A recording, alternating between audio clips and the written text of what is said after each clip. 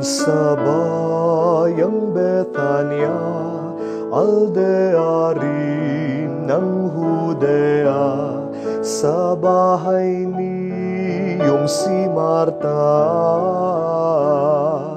at ang isa'y si Maria, magkapatid na dalawa. Ang kapatid na ikatlo, pangalan ay si Lazaro, minamahal na totoo ng poong si Jesucristo, at tunay nitong katotoo. At manangay isang araw, si Lazaro ay dinatnan, sakit na ikamamatay. Nagpasabi kapagkuhan kay Jesus na poong mahal. Ang pabilin bagat sulit ng dalawang magkapatid, maestro naming marikit, ang katotomo at ibig, malubhang ngayon ang sakit.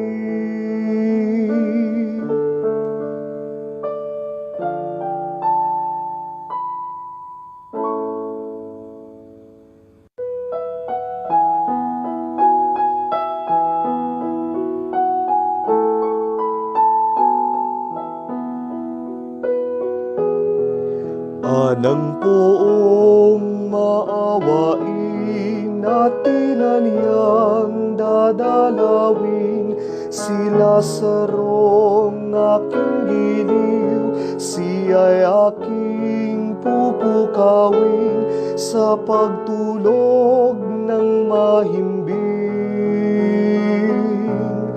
Nagsisagot kapagkuhan ang apostoles na tanan, kung yaon po'y tulog lamang, nakaligtas kaya naman sa sakit at karamdaman.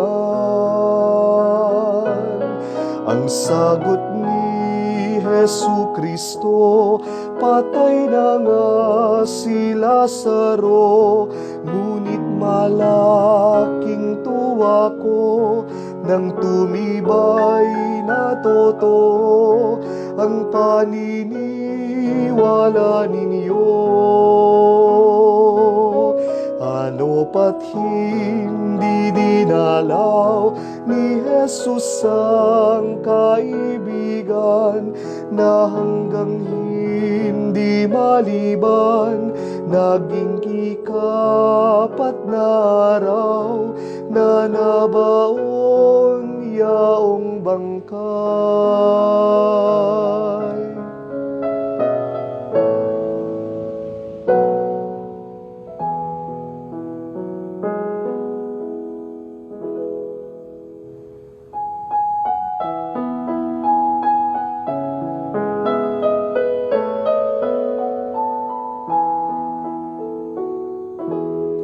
Nang matanto at matatap ni Marta kay gandang palad, na dumating ang Mesiyas, luhay nagkakanlalaglag, sinalubong niya agad.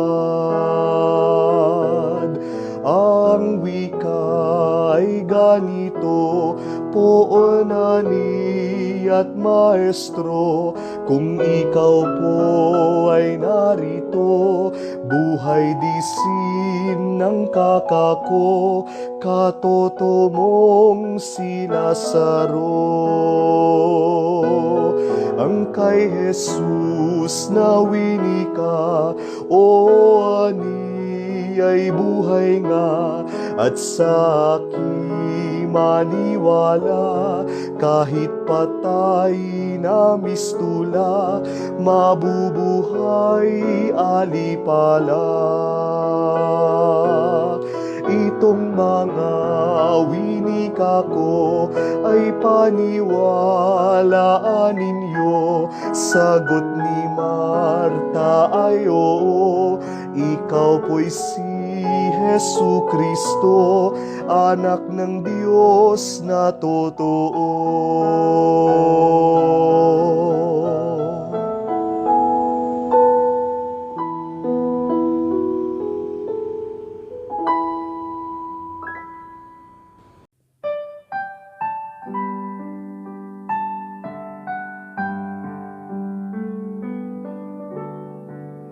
Nagsilakad kapag kuwan na paroon sa libingan, ani Jesus na maalam. Hayo na at inyong buksan ang batong nakararaga.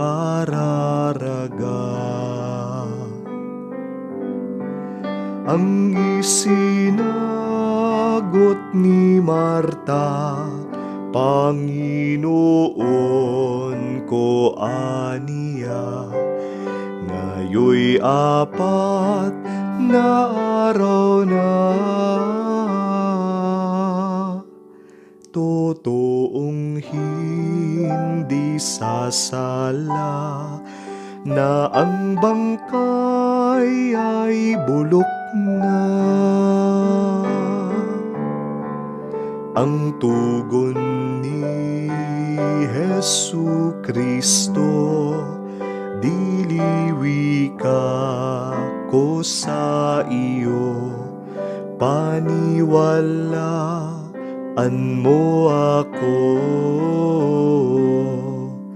Makikita mong totoo, mabubuhay ang kakamo. Ano pa nga at binuksan yaong takip na libingan, niyong kaila sarong bangkay, bahong hindi ano lamang, ito ang ipinagturing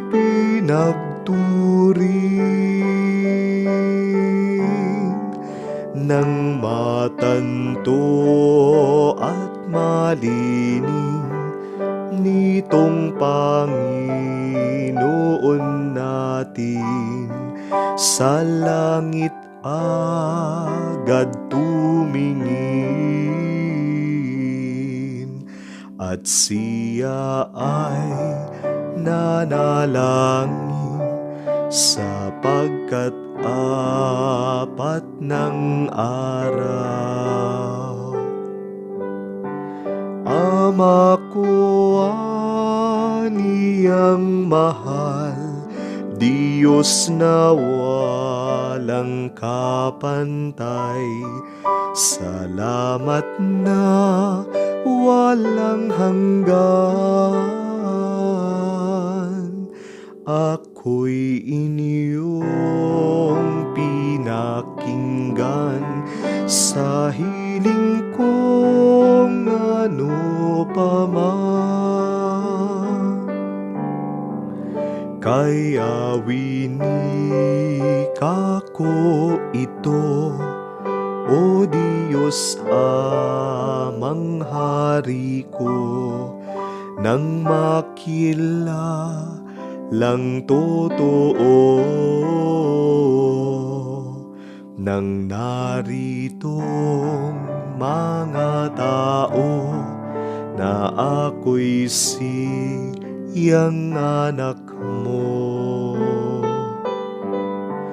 Nang ito ay mawika na, nangusap pagkaraka nitong puong mapaninta. Lazaro ay magbangon ka at di ay lumabas baga.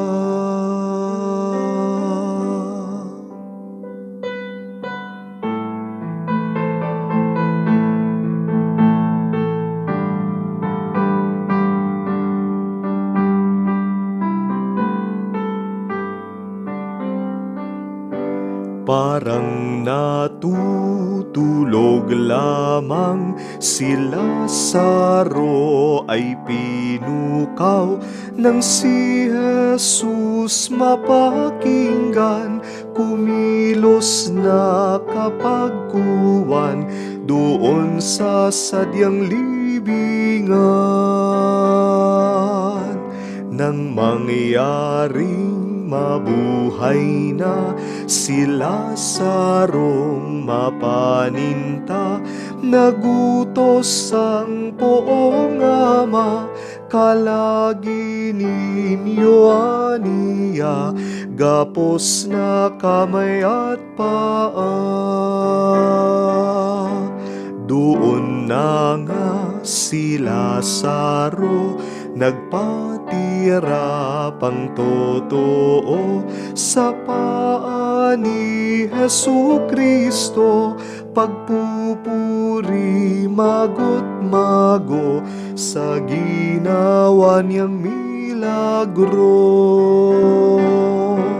Ito ring Lazaro naman ang sinasabing nangaral doon sa Marcelang bayan. 70 taon ang gulang, sinapit bago namatay.